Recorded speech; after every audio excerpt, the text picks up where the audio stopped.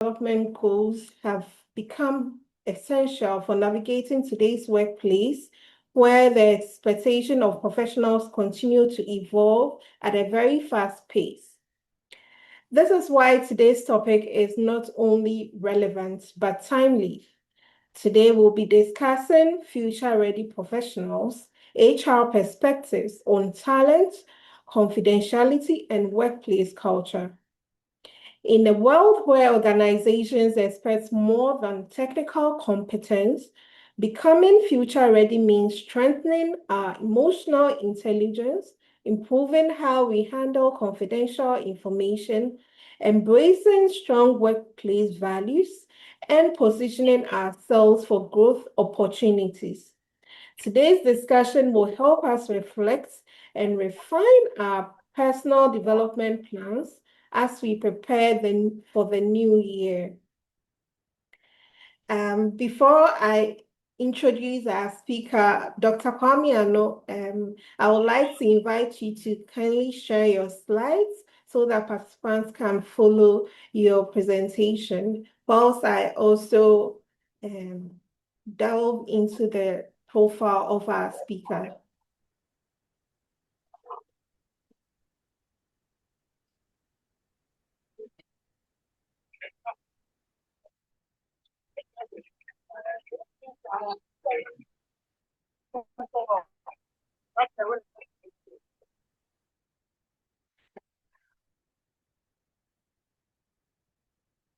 Dr. Kwame, please, can you hear me?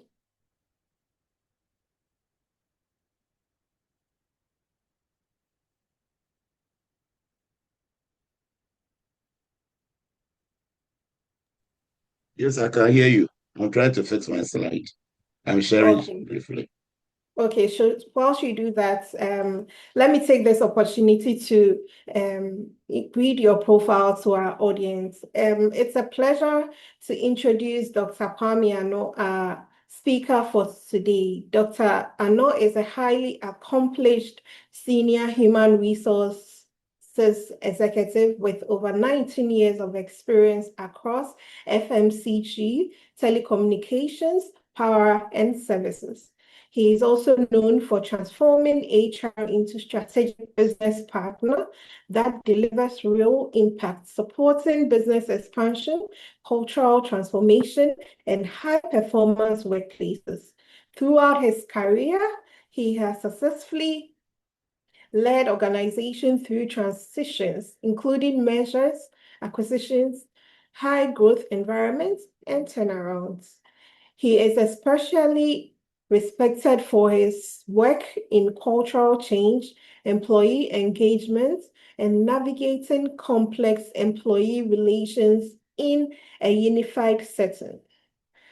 Dr. Ano's approach combines both strategic thinking, authentic leadership, and practical HR insights that helps professionals and organizations thrive. Doc, it's an honor to have you with us today. At this point, if you are ready, I'll hand over to you to start the session. The floor is yours. Alternatively, I can share the slides whilst I hand over the navigating to you to navigate it yourself. Thank you. Let me know which works for you. Thank you very much. Good morning, my friends. Happy to be with you again. And I'm very excited that I'm the number 10 wearing the armband for the year. Today we are exploring what it truly means to build future-ready workforce from an HR lens. We will focus on 3 pillars this morning: attracting and retaining the right talent, protecting confidentiality in an age of data leaks, and AI, and deliberately how we can shape the culture of hybrid and remote today, which has come to stay since COVID-19, and how we can look at going into 2026, some key information with respect to your or our talents to remain competitive and attractive in a workspace. Everything I'm going to say today, basically, I read some of them from Gartner and SHRM, and Deloitte. And some of them are based on my personal experience, and I'll confirm those, particularly when it comes to talent acquisition and how our business leaders are constantly tweaking the job profiles. They say we don't call it job descriptions again, but job profile, because it must fit the job must fit the individual in addition to what the employment the company is looking out for. So let's quickly dive into it. Now, there is what I call the shifting talent landscape. The talent landscape is shifting so aggressively that companies, global companies, are worried about.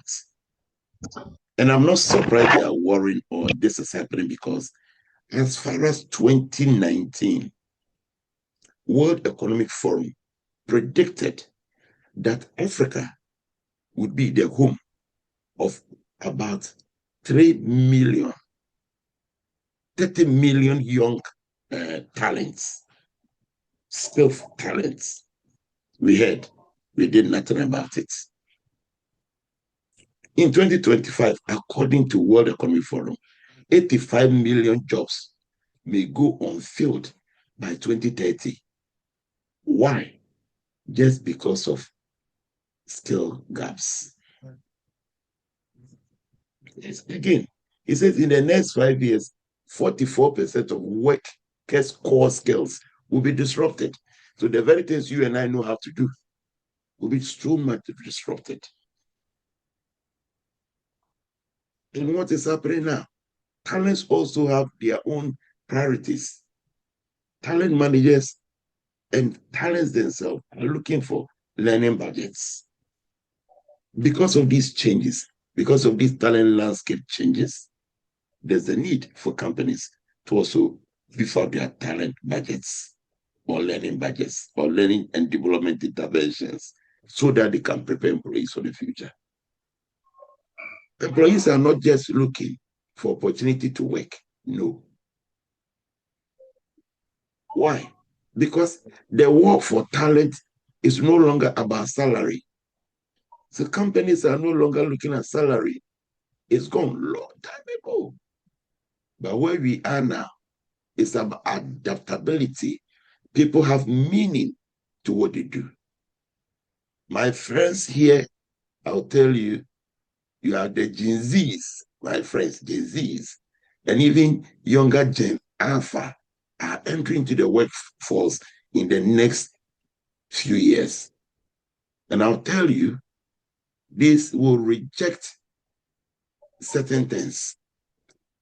And HR must pivot from recruitment to giving employees experience.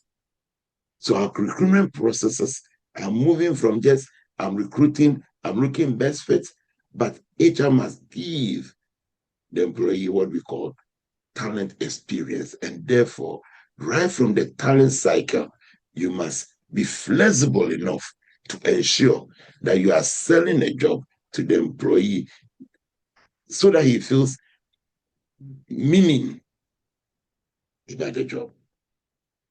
Now, I read something I wanted to share with you.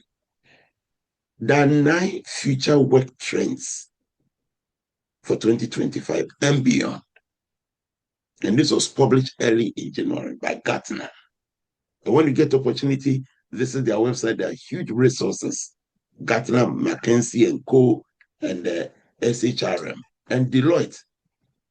Let us a human capital report, download and read, you'll be fine.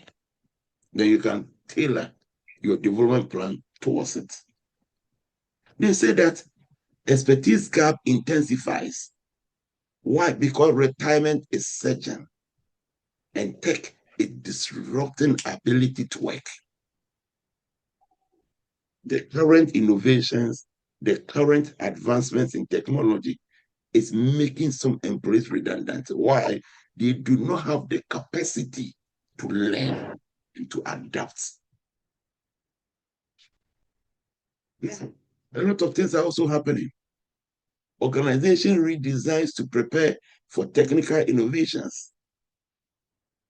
Organizations are redesigning. The traditional organizational structure, hierarchical, is dying. It's being collapsed into flat organizations all over the world. Some are even moving to matrix systems so that they can trust and ensure efficiency. Organizations are looking to define what they call fraud and what they call fair play when it comes to the use of AI. So you can sit in an organization and feel that I can use ChatGPT to do a lot of things on my own using company resources and data. I tell you, no. It's no longer going to be seen as what? As fair play. It's okay. I'm learning on the job. That's why I'm using ChatGPT. And how do we concede this as fraud? Because these open AI tools, once you put in anything, it captures, it steals it, and it stores somewhere. It becomes part of the processing power. Loneliness is becoming a business risk. Loneliness. How can you live in Africa, Ghana, West Africa? Our culture, we are collectivists. We are extended family system entrenched into how organizations are run. And yet, you want to work alone. Ladies and gentlemen, it will affect our well-being, how we feel. I will tell you, loneliness leads to stress. Stress leads to anxiety. Anxiety leads to other things. I'm not a medical doctor.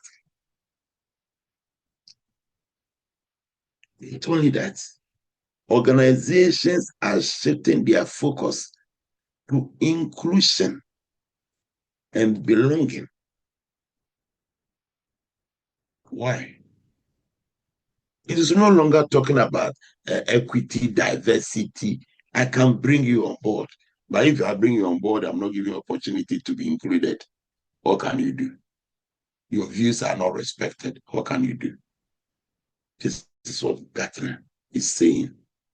He said AI first organizations would destroy productivity in their search for it. Why? Organization pushing for AI, everything AI, artificial intelligence. You are going to destroy the ability, the mental capacity, the ability for people to think. Why? Applications are being written by AI. PowerPoint presentations are being prepared by AI. What? ChatGPT and the rest. Academic research papers are being written by AI. According to Gartner, AI first organizations will destroy productivity while in their search for their own desire to develop their own innovations based on AI. Ladies and gentlemen, that top 10 skills, 10, that is, you are seeing them all over. When you read Gartner reports, Deloitte's human capital reports, you read McKinsey, go to LinkedIn, you look at what World Economic Forum is saying, you go through LinkedIn, they'll tell you that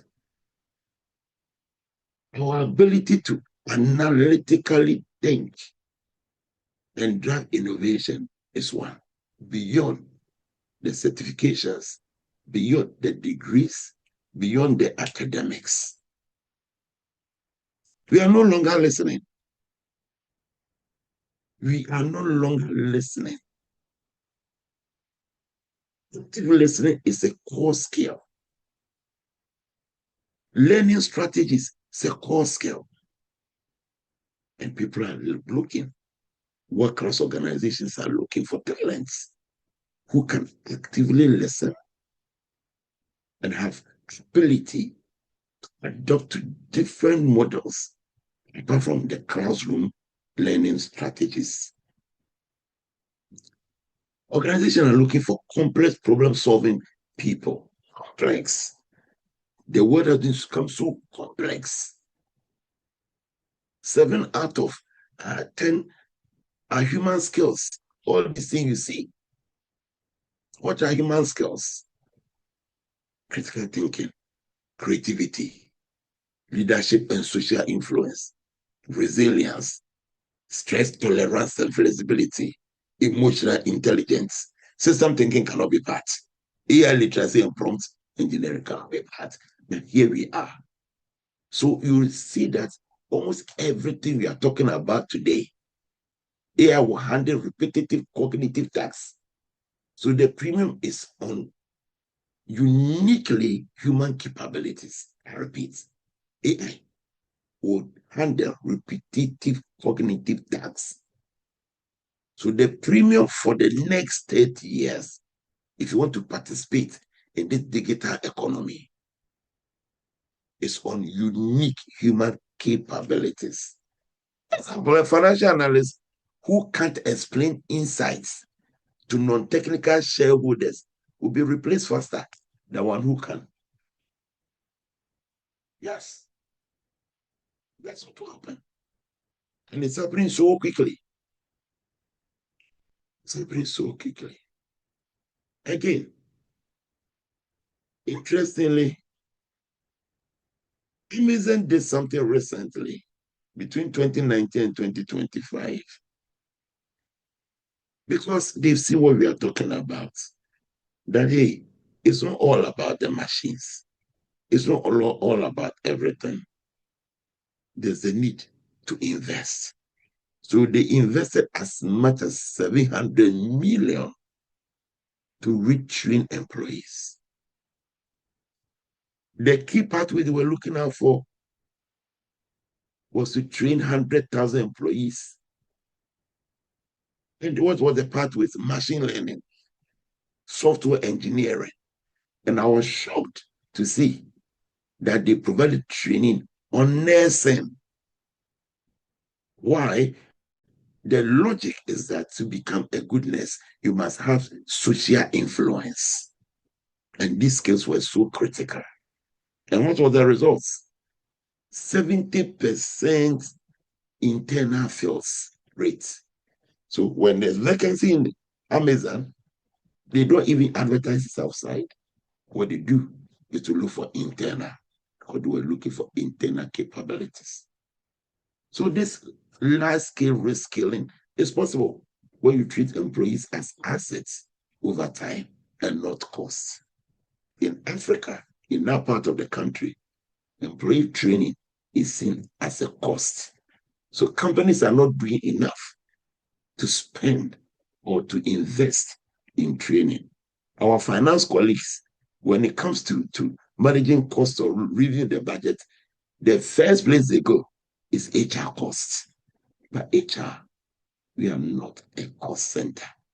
In fact, we are becoming and we are an asset. Look at this triangulation. A CEO sitting at the top. He owns strategy. Once he owns the strategy, there are two resources he needs. Combine them to drive the strategy. What are these two resources? Human resources and financial resources. Without this, forget it. So companies who are seeing human resources It's a cost, like warehouses. One day, we realize that they've destroyed their companies.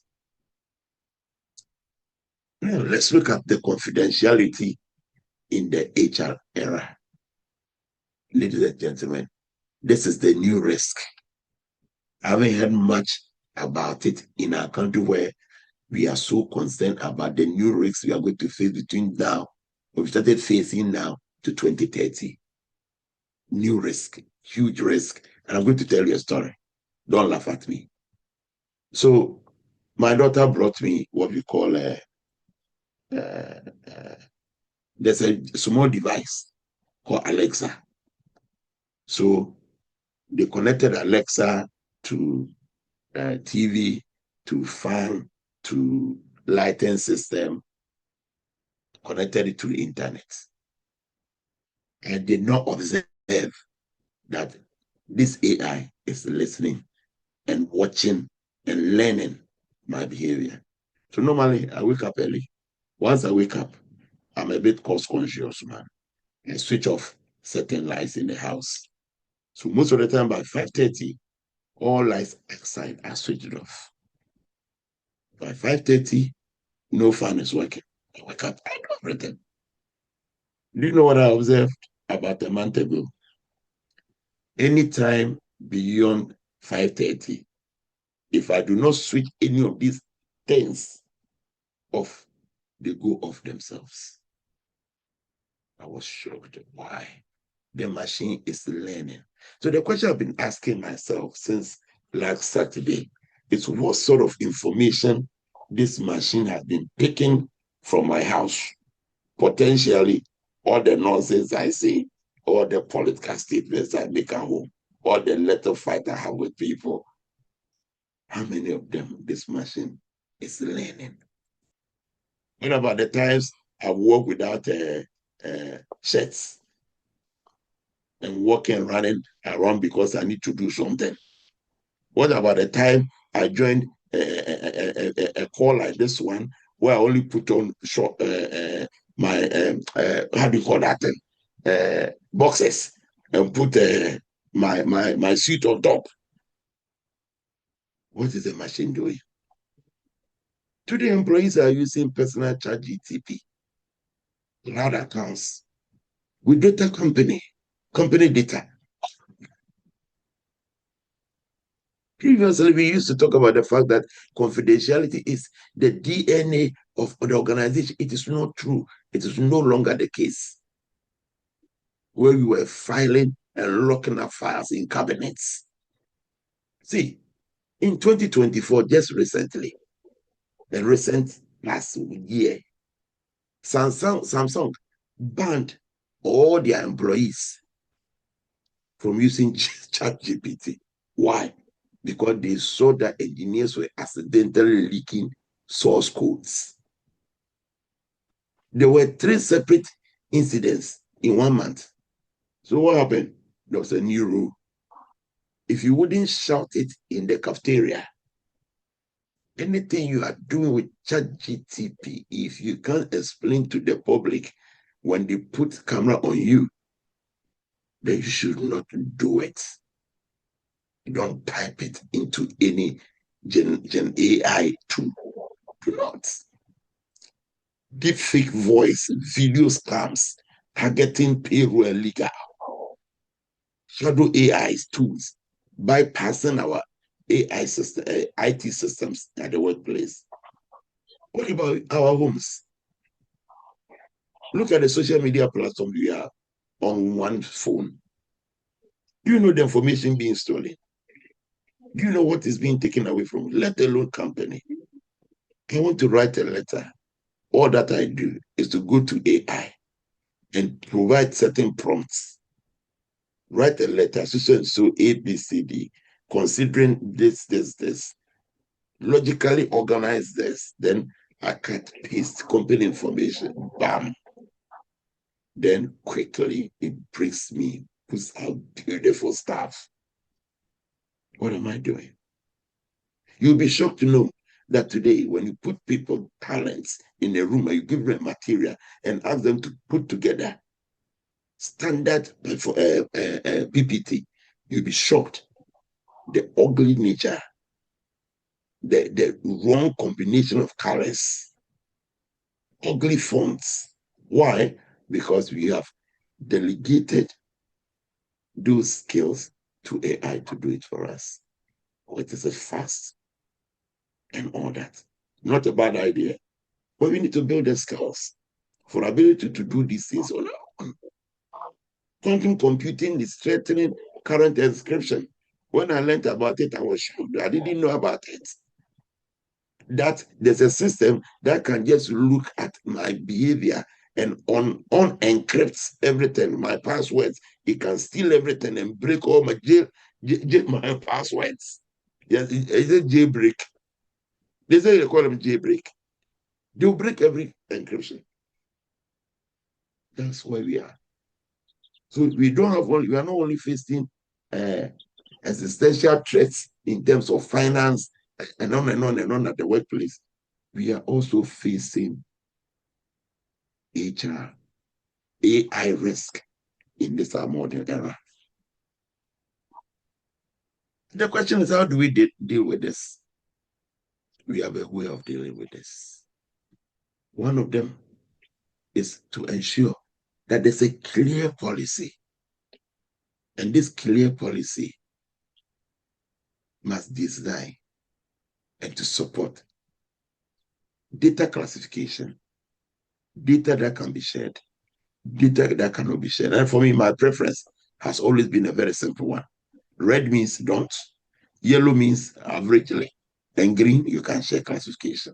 And you, the employee, must also know that in this era, once you share data class as red, the chances are that your head and HR people are going to be mandated. Plans managers are going to be mandated to do this, and they'll do it so well. There's a company called Salesforce. They've created their trailhead models on data ethics, and 98% of employees completed it, and 60% drop in policy violation were punished. You can't do anything. You must comply. Fear-based compliance doesn't work with our Gen Zs. My friends here, they have hours. Don't think you can put any fear into anyone for him to comply. If you joke, they will not even use your machine. They'll find their own way in driving their own transparency and gamification. They'll do it. They will do it. So therefore, we should ensure that we build data trust culture. And organizations are pushing aggressively to build annual data and mandatory data trust training with real phishing and deep fake simulations. I work for Siemens Energy now, and I'll tell you, every year there's a compliance training. And that idea, that model is to build data trust culture, because they can't and they appreciate the risks that organizations face today. Zero trust architecture of endpoint AI detection fully implemented. There are things you cannot send. Once you attempt sending, they will block it. It won't go. That's what I can say. And ladies and gentlemen, do not think your companies that may be watching wherever you work. I can assure you that they are monitoring every minute and everything you said. Just that maybe you are not caught yet. But the day you have troubles, they will put the data and you'll be shocked how much information you shared and how much they know that you are the one who shared it. Ladies and gentlemen, my friends, I can't talk about all this without telling you about the workplace culture. What is happening now? I'll tell you what employees want now. Every employee, including yourself, because of AI, technology, our flexible work environment, all of us are looking for managers who are trained in mental health and how they can give first aid. If you are aspiring to a manager, I can assure you one day you go for an interview and you'll be asked,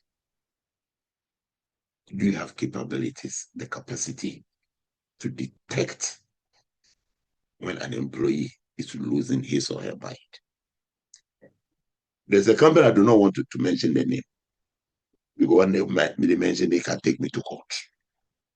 But I have a relative who works in this company who has suffered severe, I repeat, severe depression.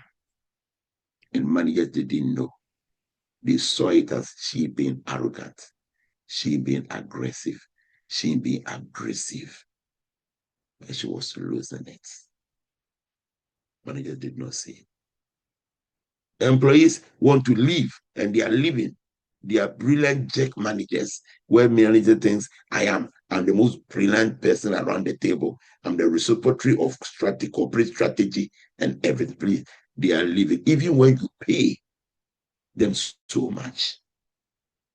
According to Gallup, belonging beats every other thing you do for employees. When the employees feel belong, it's not about the salary any longer. It goes beyond the office specs and care you give them. Ladies and gentlemen, Gartner just shared this, and it is true. And Amy Edmondson, who researched into psychological safety so many years ago, today, this principle that psychological safety is the number one predictor of team performance in the workplace in a knowledge work is or still remains same at the base of every organization, every culture. Is what we call psychological safety. What is psychological safety? It is when an employee feels safe to speak up without being victimized. Yesterday, somebody told me, I don't have money in my pocket, but I feel free. I feel excited. I feel I can speak my mind without thinking that somebody, national security, somebody was watching me and somebody's tapping my phone. I feel free. When I'm walking about, I feel ease. That's psychological safety at the national level. And of it is inclusiveness. So you cannot say, oh, we are driving an inclusive strategy. And yet, for us, you can't speak up your mind. There's a policeman watching you. There's a watchman watching you. Attention what you've said be used against you one day. Then don't start inclusion. Quite a facade. It's a joke. Then there are three triangles on top of this inclusion: employee well-being, mental well-being, not only the national health insurance for me to be able to buy paracetamol. Yes. How is my mental well-being being taken care of? Diversity. Diversity is not only bringing male and female. It's just one of the dimensions. Though important because where male-female ratios in organizations are almost equal, particularly in leadership positions. About that organization performs about 13% better in terms of profitability than others. But on top of well-being, diversity is opportunity to learn and grow on the job. And on top of this difficult pyramid to climb from psychological safety, inclusion, taking care of WLD, determines the work outcomes. When you get time, go and visit this company. And I am fascinated about how they are building the culture of trust in that company. The name of the company is called Patagonia. And Patagonia is a fashion company in the US. Take your time and read about how they started. You may get a business idea and where they are today. Patagonia is showing radical transparency and purpose alignment, which creates a culture people won't leave, even when competitors offer them 30 to 40% more money. So employees are there, they are not leaving. What are they doing? See, once you're an employee and you want to take leave with respect to environmental internship, they'll give you the opportunity to go and pay you. Why? The young man or the young woman listening to me now cares about the environment.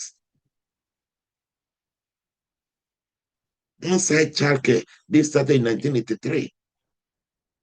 Bring your daughter to work. Have a peace of mind. We are cutting costs. The burden, your financial burden, we are helping you deal with it. Bring your child to our work on-site care center for us to take care of. This is it. And what amazes me when I read that there's a policy where every year they publish, I didn't say the CEO salary, they publish between the CEO and to every worker, media worker, their pay ratio voluntarily. No union will ask, nobody will ask. But I'll tell you, everybody knows their pay scale in organization. Really, it is wrong. What to be the effect of such trust culture or culture of trust? The result is that once in America, the average turnover, voluntary resignations, people leaving the company is about 14% averagely in the fashion industry. Patagonia, because of their trust culture, retains only about 10% of the employees, only 4% leave. And they leave for varied reasons.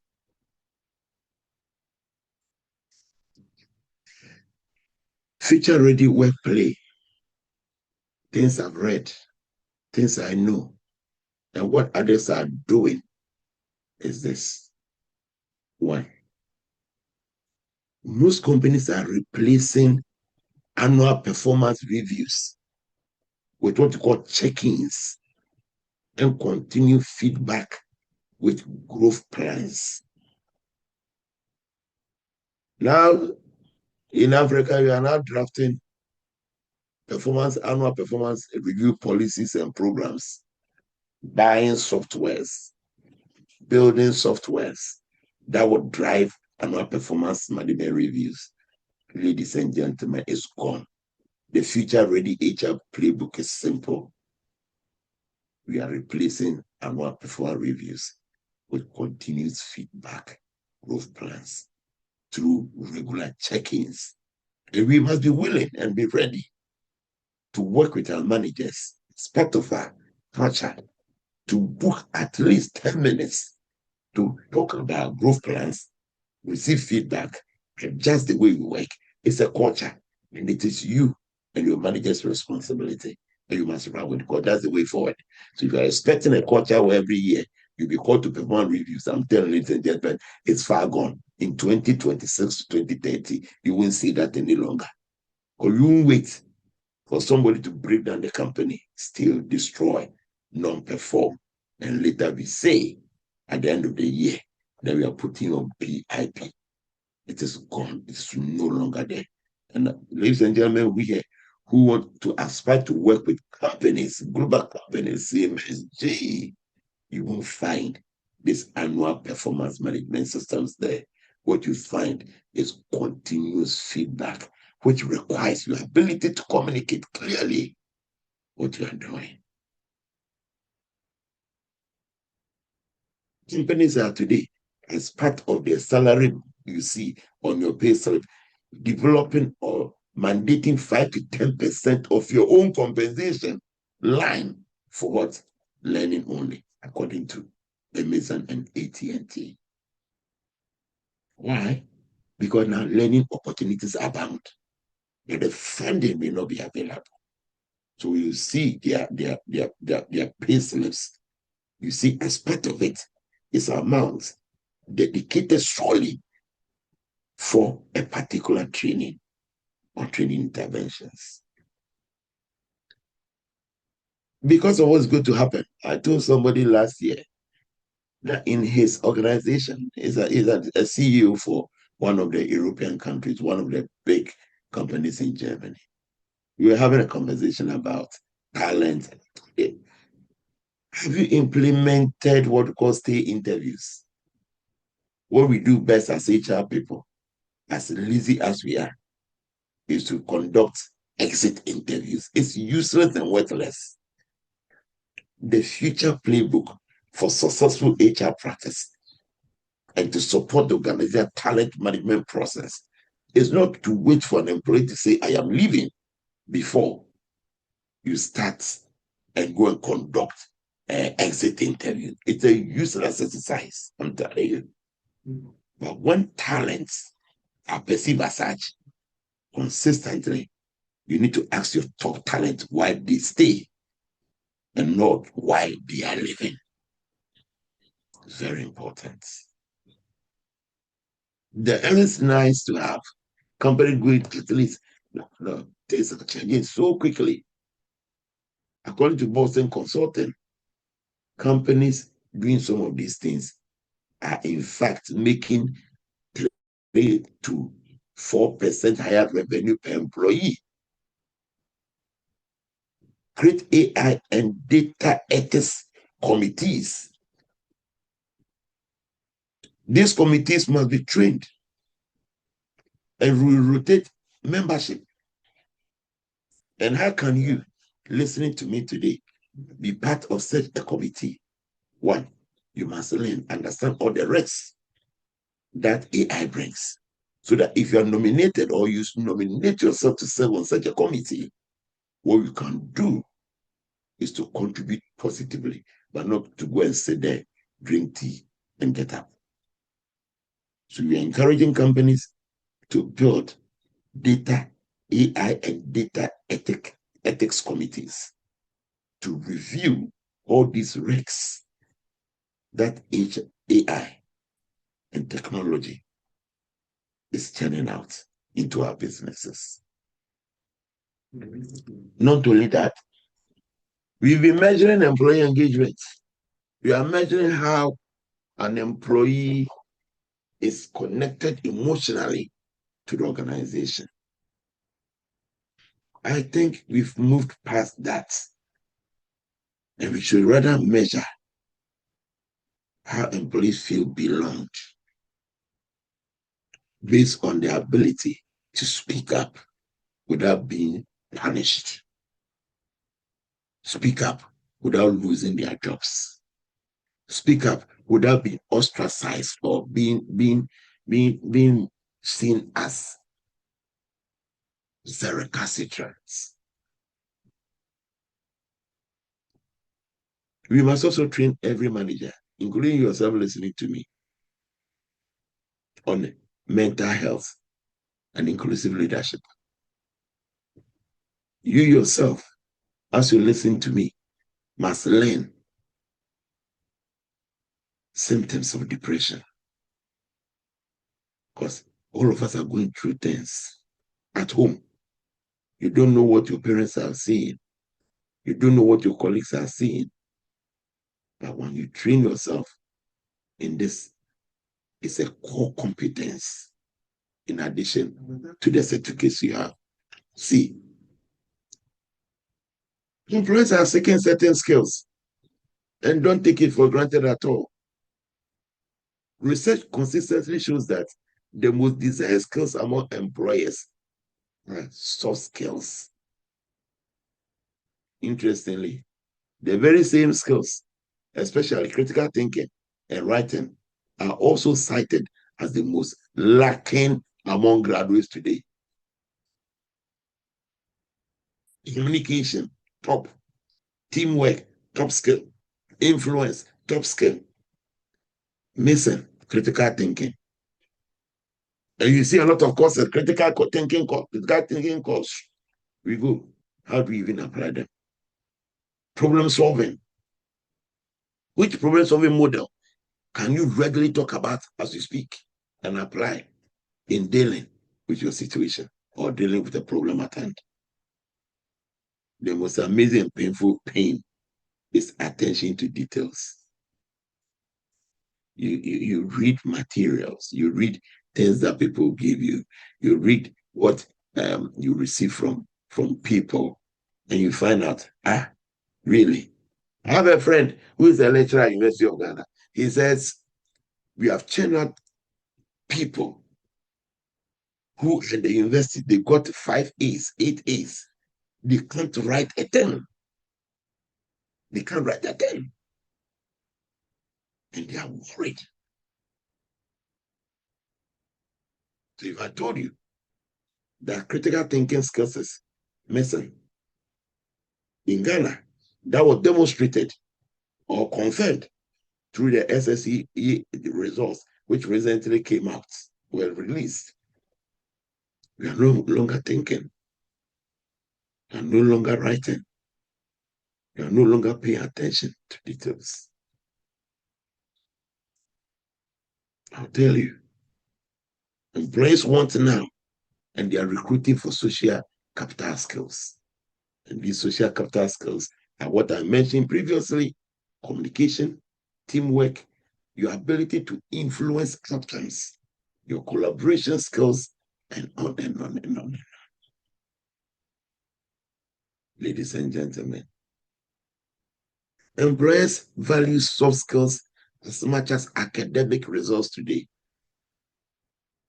If you want to confirm what I'm telling you, pick 5 global organizations and to go to their recruitment sites and look at the skills they are looking for.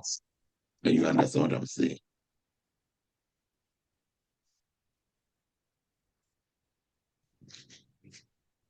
As an HR practitioner, I'll tell you, I always look at what is happening. And I tell you today, because of flexible work and on and on and on, 60% of organizations value collaboration as top skills, and download their job adverts. And all of them, you see collaboration, you see adaptability, you see interpersonal skills, you see critical thinking, which is most lacking today. My friends, my final thoughts. And I love this quote from Peter Drucker. Peter Drucker says, the best way to predict the future is to create it yourself. My advice to you is to start with one action in the first quarter of 2026. The slides have been shared. Look at these areas, and you can read more. Like I said, look at the Human Capital Reports by Deloitte 2025. There's a similar capital human report by Gartner, Gartner, Gartner. There's another report you can look at from McKinsey & Co.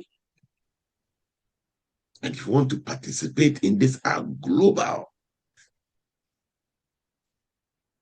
talent and businesses for survival and to remain relevant at what you do, there are key skills you must have. But I need to build a culture of discipline, attentiveness, respect, love, and empathy, and be smart about your own well-being.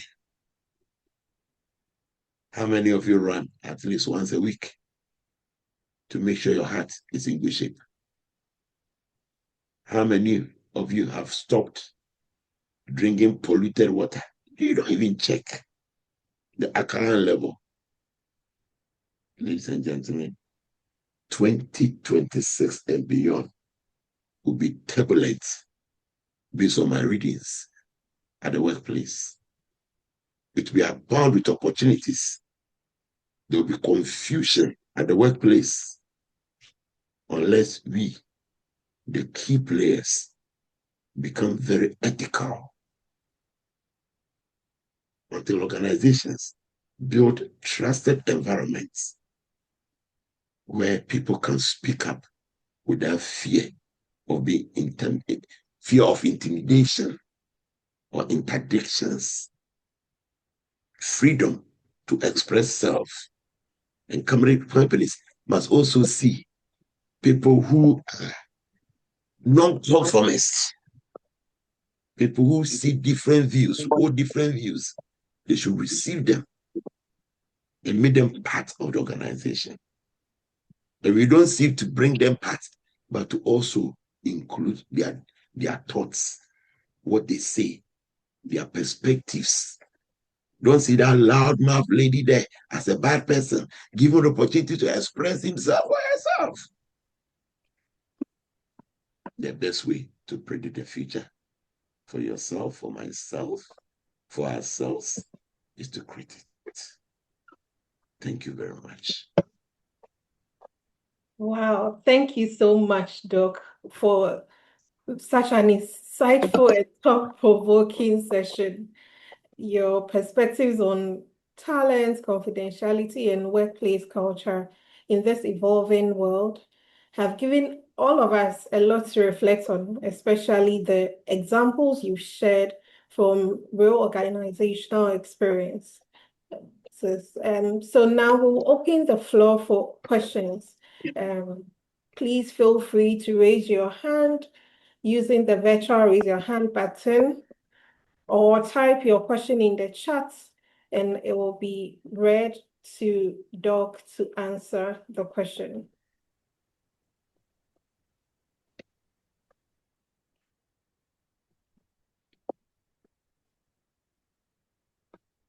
Okay, so to begin with, Doc, I would like to know, as professionals, say mid-career professionals, I know there are a lot of opportunities now for the Gen Zs who are very handy with these technologies.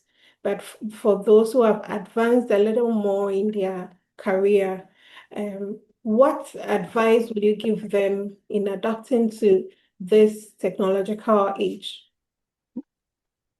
Thank you very much. So I'll tell you, where I work, I have an engineer. This engineer called Joshua Churchill. He's purely an engineer. What do I do? Anytime there is something technological that I cannot do, I call Joshua. You may be shocked that he's sitting by me as we speak. Anytime I'm doing something that requires something that I have no capability, I do what we call reverse mentoring. And what is reverse mentoring? Reverse mentoring simply means looking for somebody with technological savvy and relying on him to show you what the issue is all about. I have a niece called Anna, amazing girl. She's so nosy, but this girl can take my iPhone and say, Uncle Kwame, there are a lot of things on your phone you don't know. Come on, let me show you. And with humility, I sit even when I don't have time, I make time for her to walk me through best practices, tools, collaborative tools, communication tools, things I can do with my iPhone. See, the iPhone is an amazing machine most of us do not know. The Samsung Z Fold is I call it the devil. We don't know. The Huawei Mate, smaller one, you have no idea what they can do. So what we can do as mid-career people is to identify talents who are good and can support us in learning about new technologies, new trends. And we should have the humility to allow the younger people to help us. If I told you that most of the things I do, I validate same with these young talents around me, you won't believe it. I speak to them and ask them questions. How can I do this better? With humility, I learn every day.